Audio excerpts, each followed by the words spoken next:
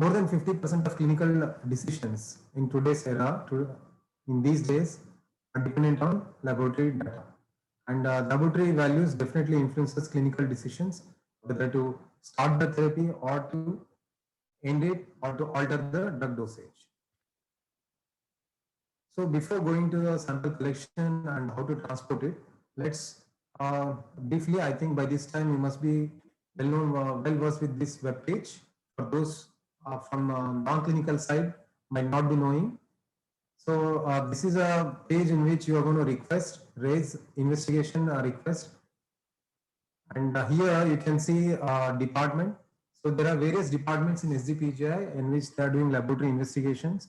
And in each department, there are different service centers in which they are going to do specific testing. For example, in pathology, we have in pathology department, we have different service centers with, for body fluid analysis, for clinical chemistry, for hematology, for histopathology, for cytopathology, for electron microscopy and immunohistochemistry, and also for molecular biology. So let's go into the collection of blood, which is one of the most common specimen that you take out every day and send it for testing. The collection of blood, before going to the pointers on how to collect the samples, let's go into some scenarios. So day-to-day scenarios which you might have come across.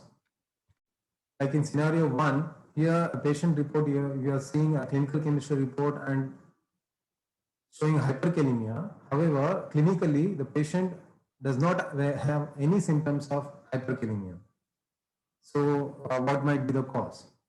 In the same, like in other scenario, there will be a hyperkalemia also, and associated with hypocalcemia and almost undetectable levels of alkaline phosphatase.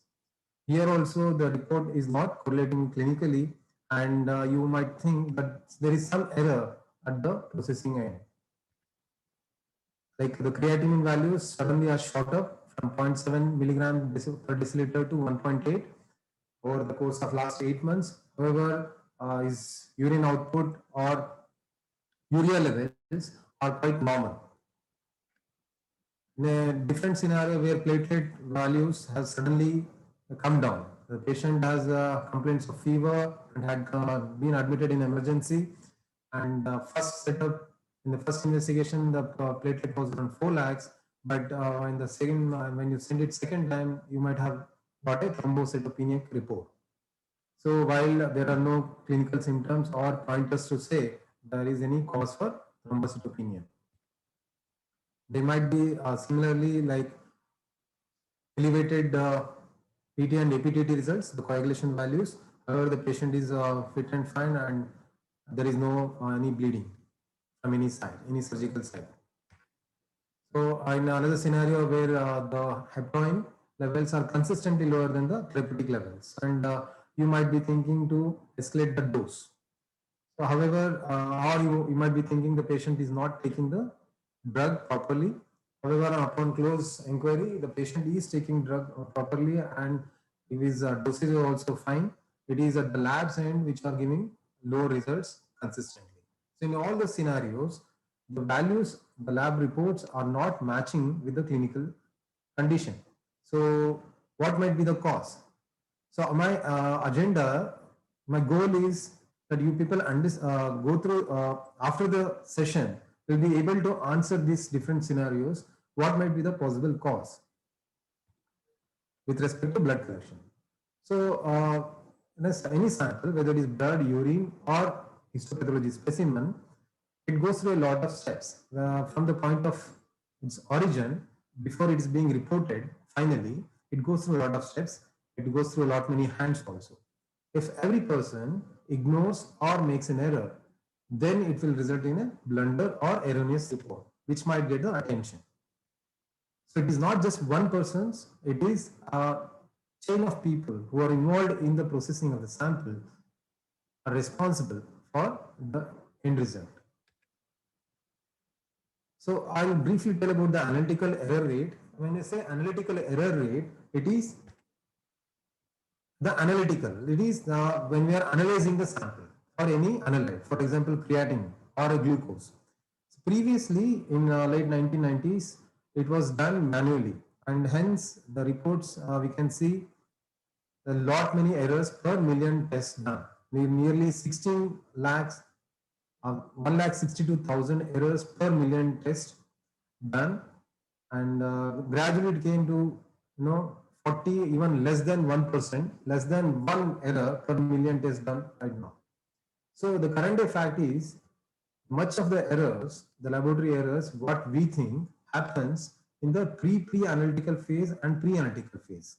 So it is not during the analysis, but it is during the sample collection, transportation, and the pre-analytical phase, which some in labs which might vary according to the specimen and for the test which is being processed. So if you can see here, more than 70 to 80% is because of the pre-analytical and pre-analytical. So let's address this. So the journey of 1,000 miles begins with one step, or you can say first step, as told by Lao Tzu on his famous book, Art of War. And so before going to a blood test in detail, a blood collection in detail, we need to know three things. So what are the prerequisites to take a blood sample? So whether the patient is in appropriate fasting state or not, whether the time is appropriate or not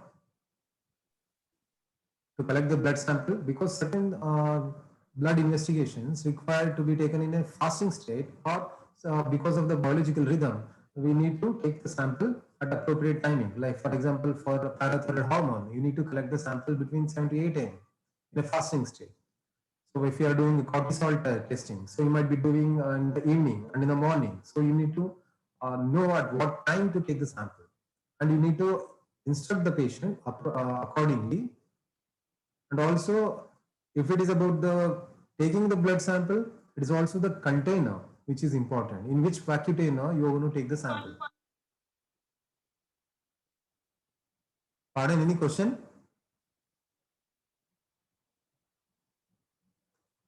Okay. So it is also the container or the vacutainer which is very important, because we cannot take blood into any vacutainer which you desire or with the color you prefer and send it for a testing and expect a good results, a proper result. And also, if you have done all the first two steps correctly, but you fail to send the sample in a proper way, you can also encounter with a wrong results. So for any, as with any procedure, and while giving general instructions before taking blood sample, it is always better to explain the patient that what you are going to do, raise appropriate requisition form, and give a proper relevant information in the HIS or in the requisition form if you are sending manually, and take appropriate container and ensure that it is delivered timely to the lab.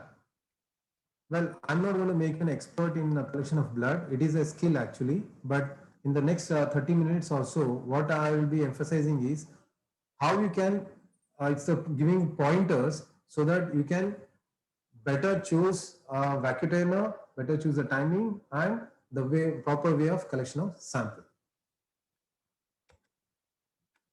So if you see here, the sample is being collected in a lab, or the patient is standing.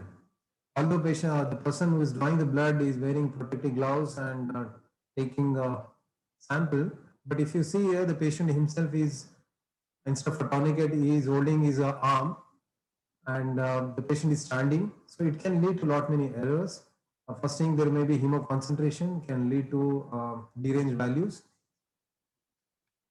So it is not a good way to collect blood sample. The patient should be at ease, and tourniquet should be tied at least a few inches above on the point of venipuncture side, and it should not be tied for more than a minute. If it's tied for more than a minute, then the coagulation cascade might get activated and your coagulation results might come erroneously, or it might lead to even hemolysis after drawing the sample. So other few points that you need to bear in mind before taking the sample or choosing the site is that it should not be from a IV cannula, inhaling IV cannula, or from a AV fistula, the arm with AV fistula, or with a arm with a lymphoedema, or with burns, or patients having excessive scarring on that particular site. So avoid those areas. It is always preferable to use a multi-sample needle because it gives easily you can change the vacutainers and you don't have to depend on the syringes to take appropriate volume. For example, if you need around 15 ml of blood and you have only 5 ml syringe, so you need to constantly change, right? And which might lead to on its own complications. But if you use a multi-sample needle, it's very easy to switch between the vacutainers and you can draw appropriate volume of blood. So what happens if the blood is not filled properly? So if you see here in this particular EDTA vacutainer, the blood is filled only about 0.5 ml. So this particular vacutainer has EDTA as a chelator, and this is made with an appropriate ratio. So if the blood is less, the EDTA chelator, the salt will be excess and can lead to aggregation of platelets, resulting in pseudothrombocytopenia. So in each vacutainer, if you see, there are markings appropriate to which the blood has to be filled. So if you are using a multi-sample needle and a vacutainer, the exact amount of blood will be, and the tube is not expired, so appropriate amount of blood will automatically get into the vacutainer. If you are using a syringe, then it may lead to problems because you might underfill or overfill. So there are many variables which impact your analytical outcomes. So one of them I already told is the hemolysis, and another is if the sample is not stored properly, and also the type of additive. The vacutainer, if it is not properly used, can result in wrong results. Also delay in the processing time. And frequently, if you are into research or if you have stored the sample for research, and you are doing you are planned one marker today and another marker you will be doing like 1 month or 2 months later, and you are using the same aliquot of the sample. So the particular sample has undergone many freeze-thaw cycles, and it can lead to degeneration of those particular analyte, and that might give you erroneous values, low values, so that you cannot rely on the results that you are going to get. So it is avoid repeated freeze-thaw cycles. And if you plan to do analysis at different point of time, so better take different aliquots, better make different aliquots in the beginning only. The correct way of order of draw is very important, and the first should always be for the blood culture. So how to collect sample for blood culture will be in detail will be taken in the next class by Dr. Richa Mishra on the microbiology aspects. So once the sample venipuncture site is properly cleaned, if the patient is having coagulation test, and it should be the first one or first tube to be filled, because prolonged tourniquet or prolonged venous stasis can result in activation of the platelets, even release of certain coagulation factors, which can activate the clotting factors. So resulting in erroneous coagulation values, especially PT, prothrombin time. After the citrated vial, you should always concentrate on, there is nothing to memorize by heart this order of draw. It is just you have to apply your common sense. So citrate is always first, because if there is no blood culture, use citrate, because the platelet get activated or coagulation cascade can get activated. And then you go for tubes which does not contain any additive, whether it is red tube or the yellow tube. Red tube does not contain any gel, which serum separator gel we say. After centrifugation, it forms a different layer. It forms a layer between the serum and the blood components. So it is the plain containers, and then you go for heparin, and then you go for EDTA like CBC or hemogram, and then you will be going for the fluoride vial for glucose testing. See, if you reverse the order of draw, for what happens, sir, if I take blood from EDTA first and then in the plain tube. See, EDTA, as I told you, is a very strong chelator, and even a small amount of that salt gets into the needle, and then it is inserted into a serum tube. So this will chelate the calcium ions as well as magnesium ions in the blood. And this EDTA is actually a dipotassium salt. So the potassium will go high in the samples. So you will have a spuriously high potassium, low calcium, and low or undetectable alkaline phosphatase if EDTA sample is drawn first before the serum sample. So the order of draw goes from left to right. And after the drawing of the sample, it is how to send the sample or storage of sample. So storage for if you store any sample for especially if it's for a CBC sample, CBC investigation, if it is stored for more than 6 hours, then there are morphological changes that we are going to expect that are going to come encounter during the analysis.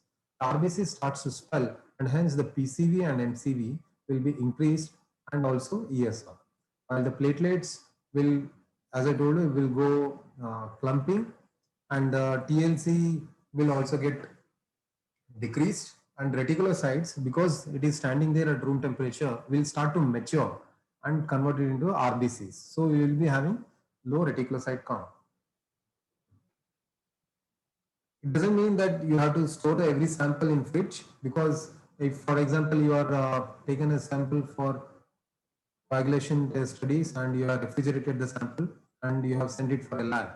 So don't expect a proper results, because in cold conditions, the platelet gets activated and there will be loss of some labile factors, that is factor 5 and factor 8 especially, and lead to prolonged prothrombin and APTT values. So it might give a false diagnosis of hemophilia or von Willebrand disease depending on what you're working up and the clinical history. So it is not that every sample needs to be frozen or refrigerated or left in a room temperature. So you need to refer to appropriate guidelines or the literature so that you better know how to store the sample. So the scenarios which I shown in the beginning, you can answer them easily. Can anyone answer the scenario 1?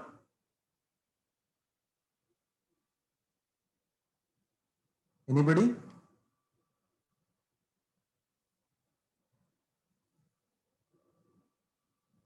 So scenario 1, the hemolysis, because the only potassium is risen, while clinically it is not correlating. So when we closely examine the sample, that it is, when we examined it, it was a hemolytic sample, and even the LDH was high in that particular sample. So it was because of a hemolysis.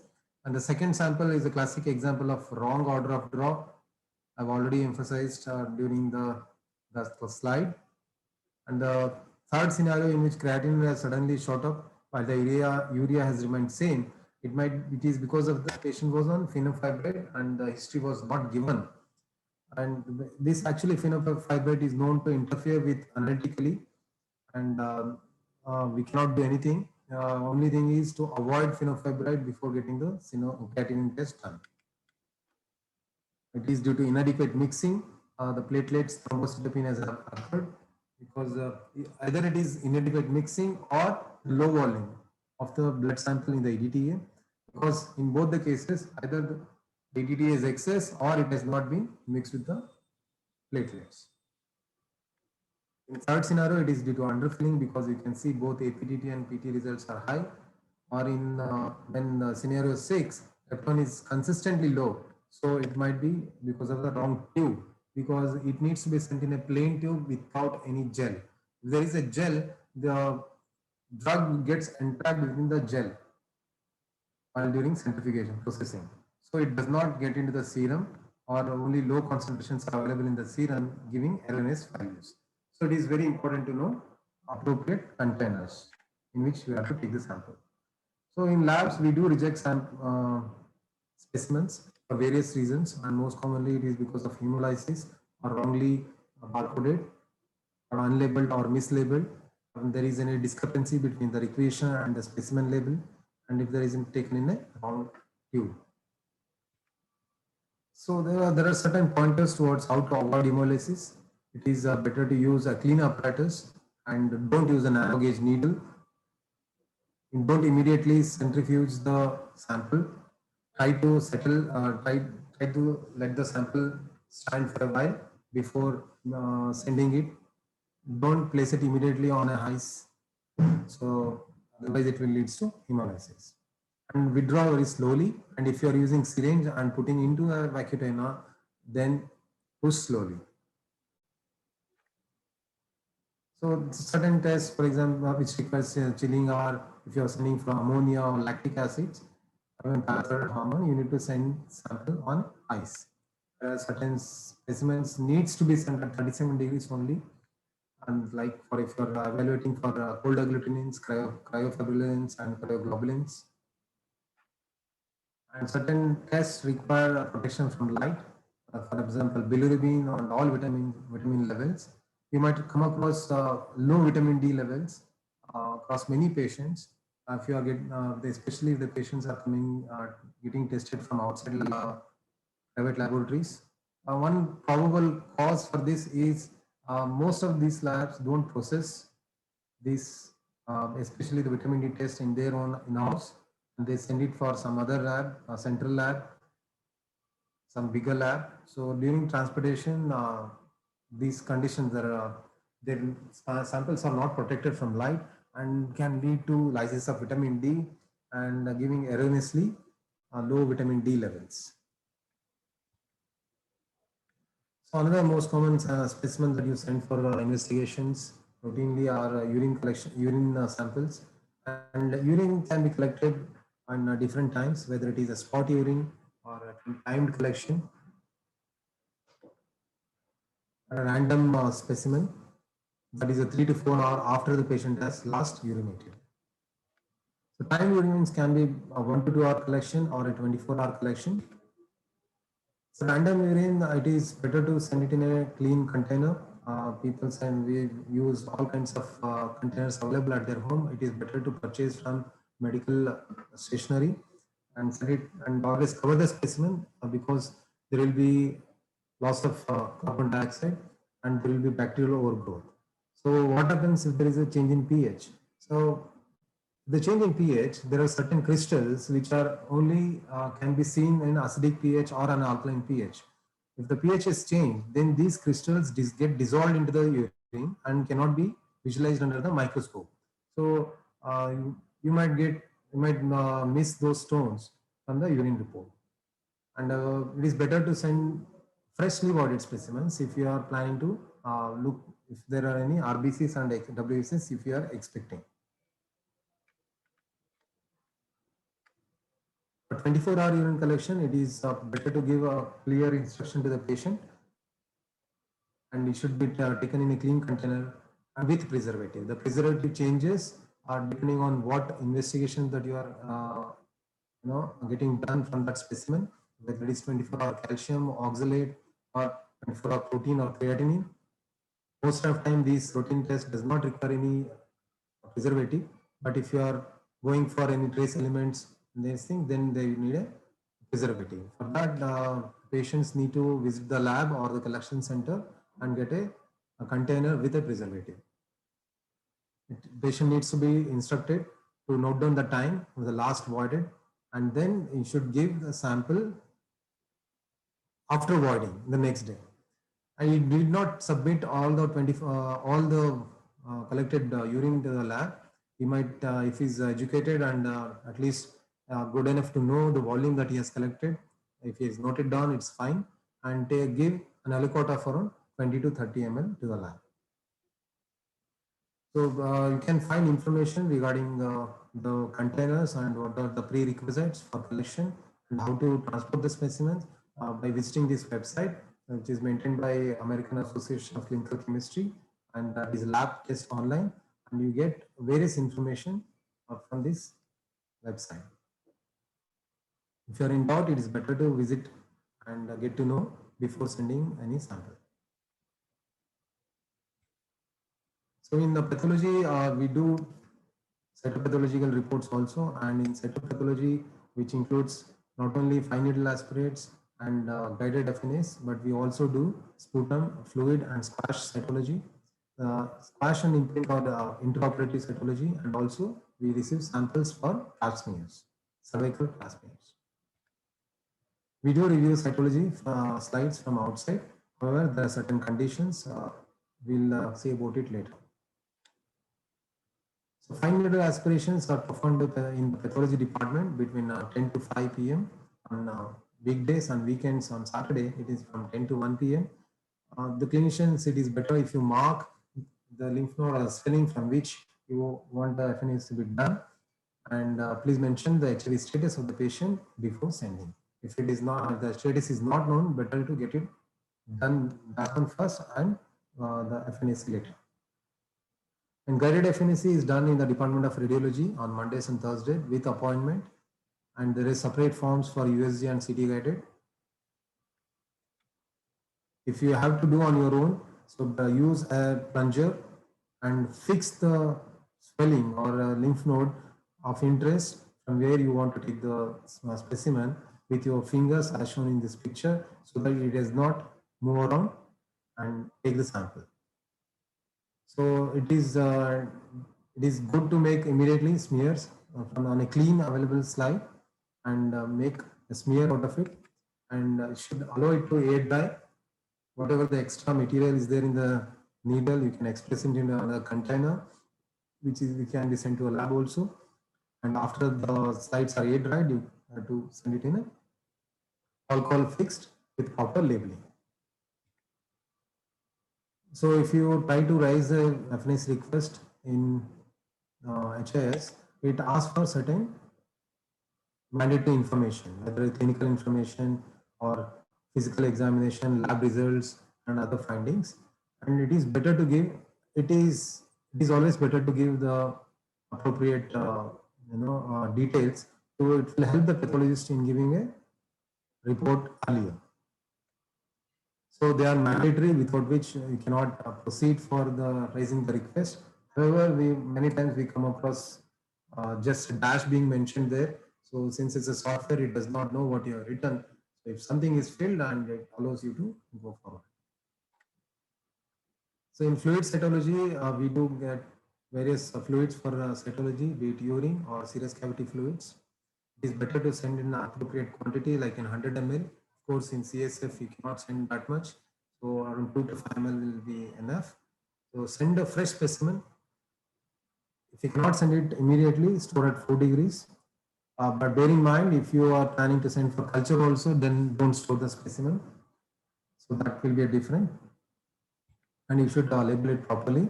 If a delay is unexpected, then that is for more than 6 hours. So put equal amount of ethanol. That is 50% ethanol. And you can add anticoagulants also.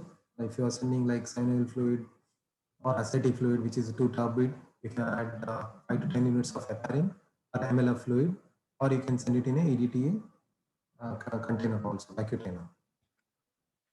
So for sputum cytology, it is always better to have a spontaneous deep cough sputum, and optimal time is between 15 to 30 minutes after getting up, and brushing the teeth and rinsing of mouth before giving the sputum sample will reduce the contamination by the saliva.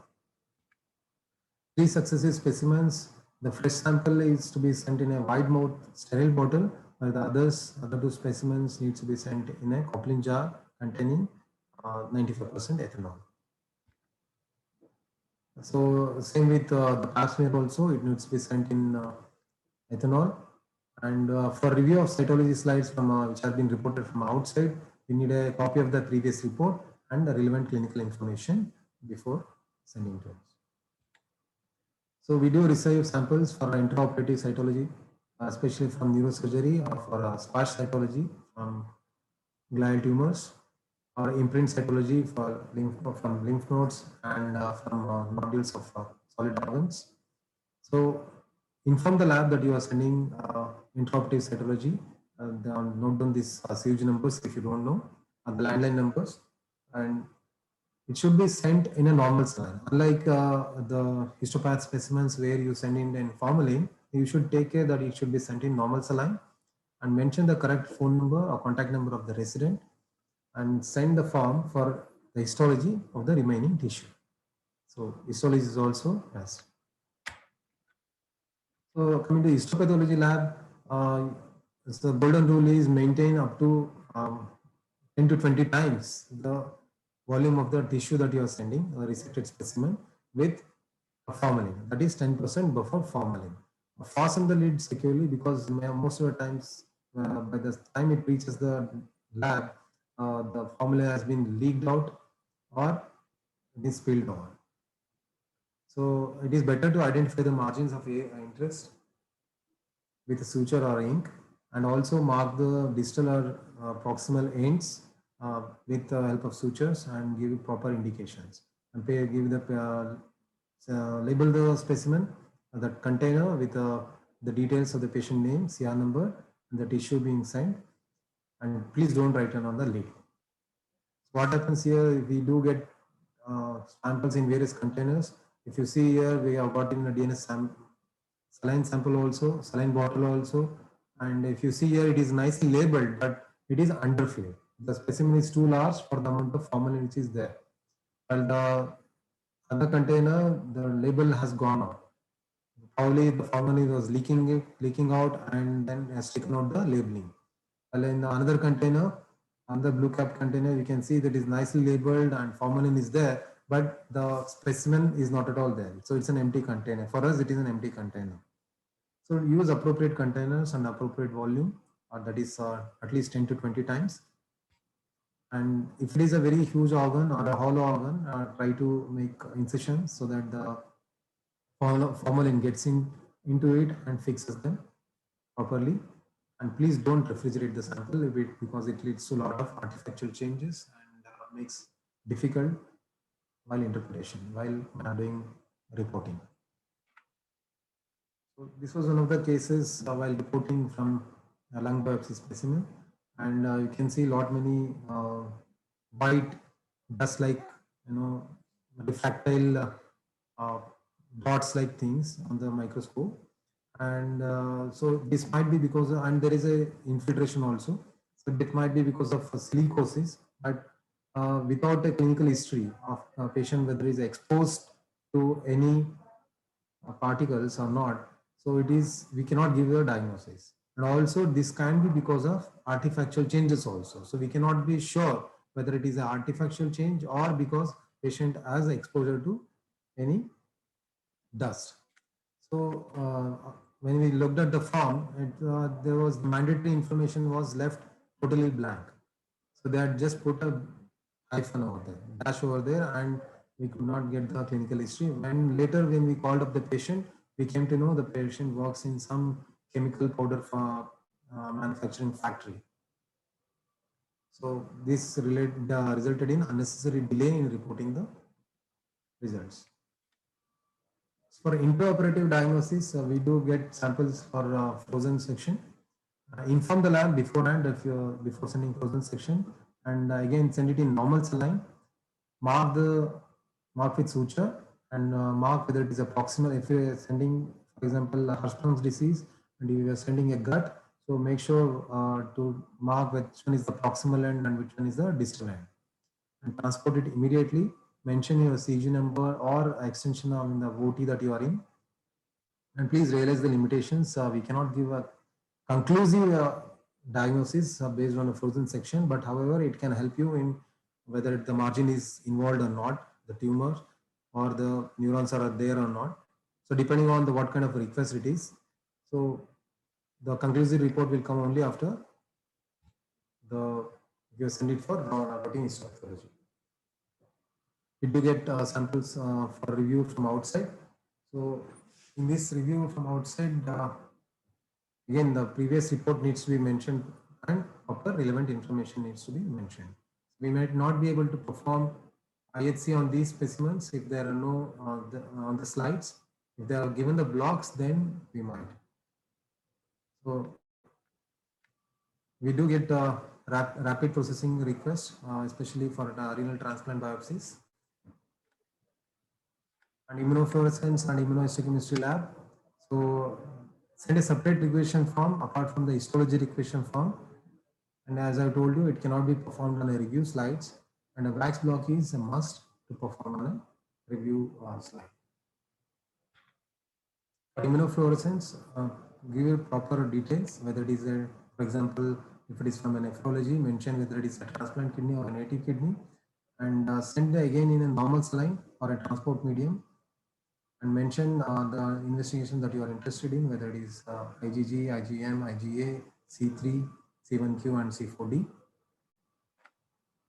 We have electron microscopy lab also in our department, and one of the prerequisite for this is that the sample needs to be sent in a cold collateral bed fixating only, and you can get it from the electron microscopy lab, the pathology in the ground floor, and inform the lab, get the vial, and send it immediately or as early as possible. So in conclusion is that lot many things can go wrong if everybody is ignorant of their roles. So instead of blaming on each other, it is better to work as a team and provide information.